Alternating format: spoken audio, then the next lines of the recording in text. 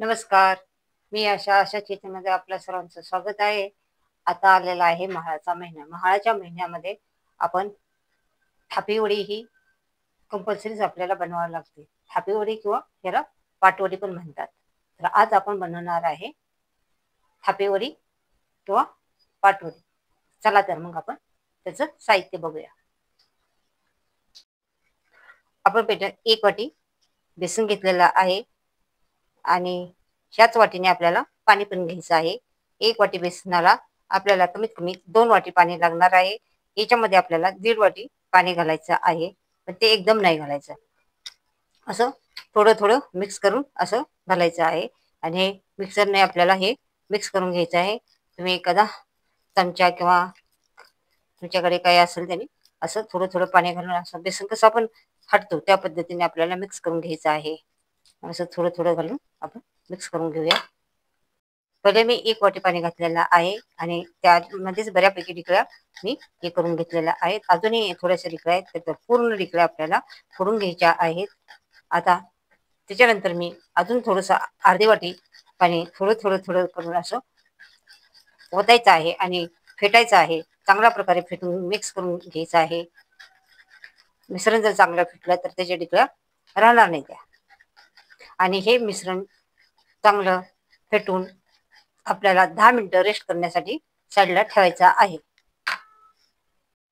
त्यासाठी आपल्याला लागणार आहे आता याचं वाटण तयार करून घ्यायचं आहे. आपल्याला एक 4 ते 5 हिरव्या मिरच्या घ्यायच्या आहेत. हे छोटे छोटे हिरव्या मिरच्या आहेत, मी ज्यादा घेतल्या आहेत. 4 ते 5 अशा हिरव्या मिरच्या घ्यायच्या आहेत. 10 ते 12 4 ते 5 हिरव्या मिरच्या, 10 ते 12 लसणाच्या पाकळ्या, कोथिंबीर घ्यायचे, 1 चमचा जिरा घ्यायचा आणि अर्धा चमचा ओवा घ्यायचा आणि हे सगळं मिश्रण आपल्याला मिक्सर मधनं वाटून काढायचं आहे. याच्यामध्ये आपल्याला पाणी घालायचं नाही, बिना पाण्याचं वाटून घ्यायचं आहे. जास्त मोठंही नाही, जास्त बारीक नाही, मध्यम स्वरूपाचं वाटून घ्यायचं. अशा प्रकारे आपलं वाटण तयार झालेलं आहे.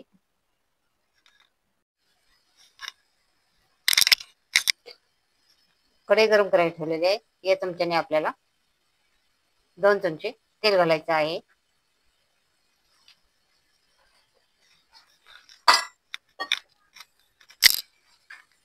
तेल चांगलं गरम होऊन द्यायचंय. आपल्याला पाव चमचा मोहरी घालायची आहे. मोहरी तडतड करायला लागलेली आहे.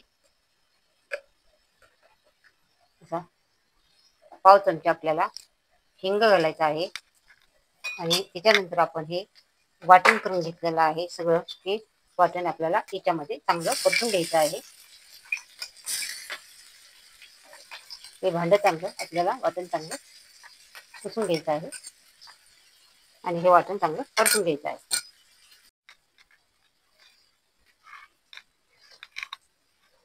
त्याच्यानंतर आपल्याला अर्धा चमचा हळद घालायची आहे. हळद चांगलं मिक्स करायची आहे. मिश्रण चांगलं परतून झालेलं आहे आपलं वाटण. त्याच्यामध्ये ह्या वाटीने ज्या वाटीने बेसन घेतलेलं आहे त्या वाटीनेच अर्धी वाटी आपल्याला पाणी घ्यायचे आहे. पहिले 1.5 वाटी आपण बेसन भिजवण्यासाठी वापरलेलं घ्या. आता टोटल 2 वाटी आपण पाणी वापरलेलं आहे 1 वाटी बेसनाला. आता हे मिश्रण चांगलं उकळून द्यायचं आहे. या पाण्याला चांगली उकळी येऊन दिलेले आहे.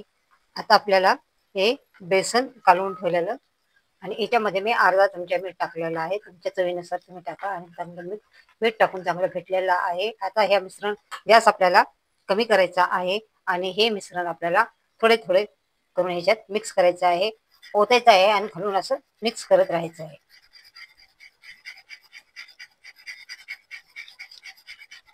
याच्या ढिकळा होऊन द्यायच्या नाहीत आपल्याला.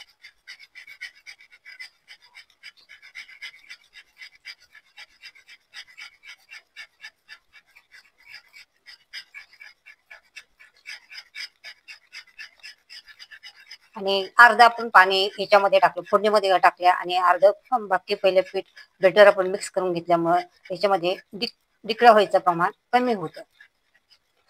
आणि हे मासवडी ही महाराष्ट्रीयन पारंपरिक पदार्थ आहे. हे तुम्ही कधी पण बनवून खाऊ शकता. हे खायला पण टेस्टी आणि खमंग लागते.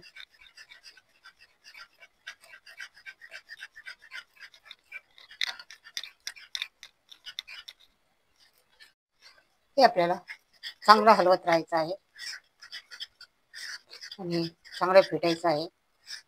मिश्रण जेव्हा आपल्याला हे कढई सोडायला लागेल तेव्हा आपल्याला हे बंद करायचं आहे. मिश्रणच चकाकी येते आणि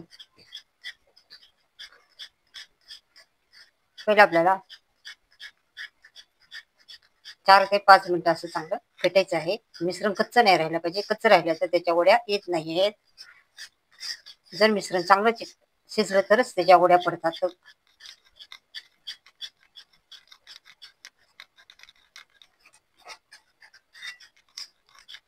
अजून काही आपलं हे मिश्रण झालेलं नाहीये. हे बघा, आपलं मिश्रण पूर्ण असं गोळा तयार झालेला आहे आणि हे सोडायला लागलेलं आहे आणि हे गरम गरमच आपल्याला थापून घ्यायचं आहे. पण कच्चं राहिलं नाही पाहिजे याची काळजी घ्यायची. त्याच्यावरती मी थोडं 2 मिनिटं अजून झाकण ठेवून घेते.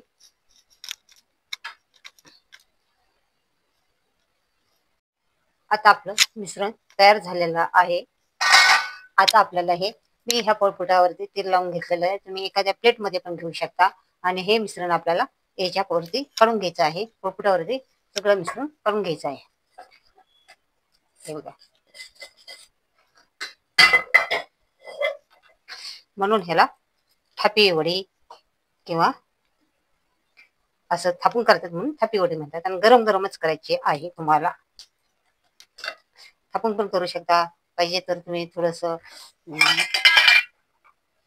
एखादं तांब्या वगैरे असं काहीतरी घेऊन पण करू शकतो. तांब्याने एखादं भांड घ्या असं आणि एकसारखं असं हे करून हे थोडंसं पोळपाटावरती असल्यामुळं बेलण्याने मला करता येते.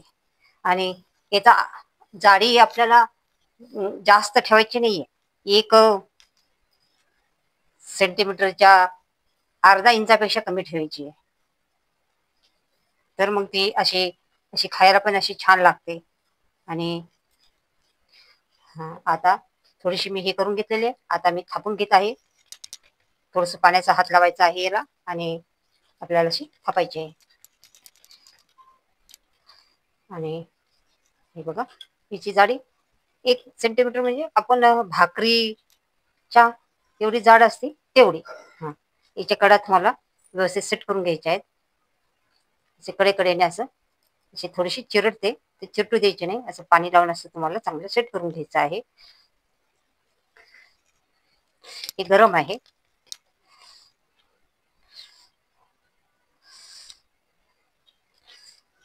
आपण हे थापून घेतलेलं आहे. अशा प्रकारे आता सगळंच गोळ येईल असं नाही, थोडं फारसं तरी ते चिरटणारच आहे. आणि याचा आकार आपण सेट केलेला आहे. गरम गरमच आपल्याला ते थापून घ्यायचे. थंड झालं ते थापल्या जात नाही. याच्यामध्ये तुम्हाला गार्निशिंग साठी कोथिंबीर टाकायची आहे. तुम्ही सुकं खोबरं पण टाकू शकता किंवा ओला नारळ खिसून टाकू शकता. मी आता सुकं खोबरं खिसलेलं आहे, सुकं खोबरं टाकणार आहे. आणि गार्निशिंग साठी ही कोथिंबीर घालणार आहे. बारीक कट करून घ्यायची आहे. आणि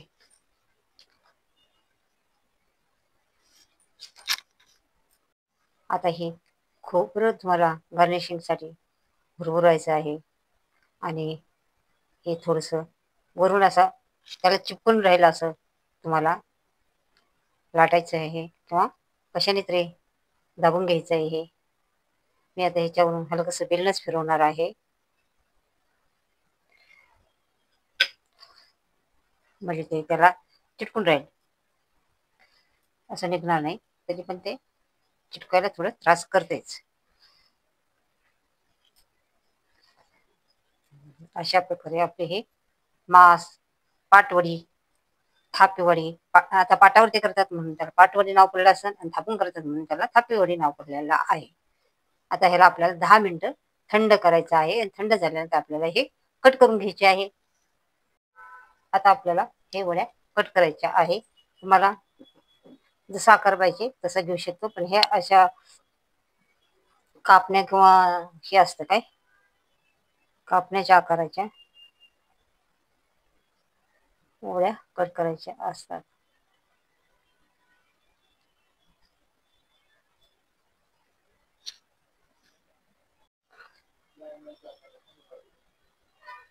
डायमंड शेपमध्ये पण तुम्ही कट करू शकता. काजू कतलीचा आकार पण देऊ शकता.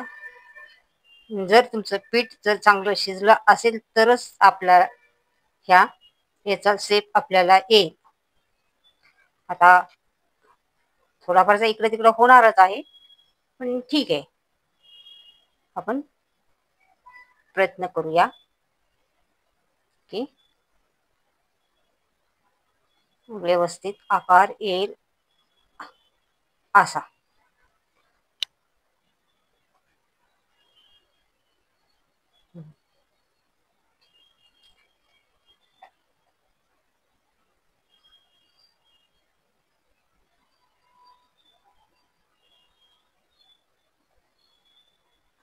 पण आपला सोपा उपाय कापण्याचा आकार, हे आपला हाताखालचा आकार असतो. अशा प्रकारे सगळ्या वड्या आपल्याला काढून, अशा प्रकारे मी पाट वड्या किंवा थापी वड्या कट करून घेतलेल्या आहेत. आणि बघा, थंड झाल्यानंतर हे व्यवस्थित कट झालेलं आहे. याचा अर्थ आपलं बेटर पण व्यवस्थित शिजलेलं आहे. चला, अशा प्रकारे आपल्या ह्या थापी वड्या किंवा पाट वड्या, याला दोन्हीपैकी कुठलं पण नाव असू शकते, हे महाराष्ट्रीयन पारंपरिक पद्धतीचा पदार्थ आहे. आणि अशा प्रकारे मी केलेला आहे. आणि हे माळाच्या महिन्यात तर नक्कीच करतात. मी केलं आहे, तुम्ही करून बघा. आणि ह्याचं प्रमाण अगदी योग्य आहे. या प्रमाणाने जे प्रमाण दिले त्या प्रमाणाने जर तुम्ही केलं तर योग्य आणि अचूक वड्या होतात. अशाच किचनच्या रेसिपी पाहत राहा, लाईक करा, सबस्क्राईब करा, कमेंट करा. पुन्हा भेटू नवीन रेसिपी घेऊन. चला, बाय.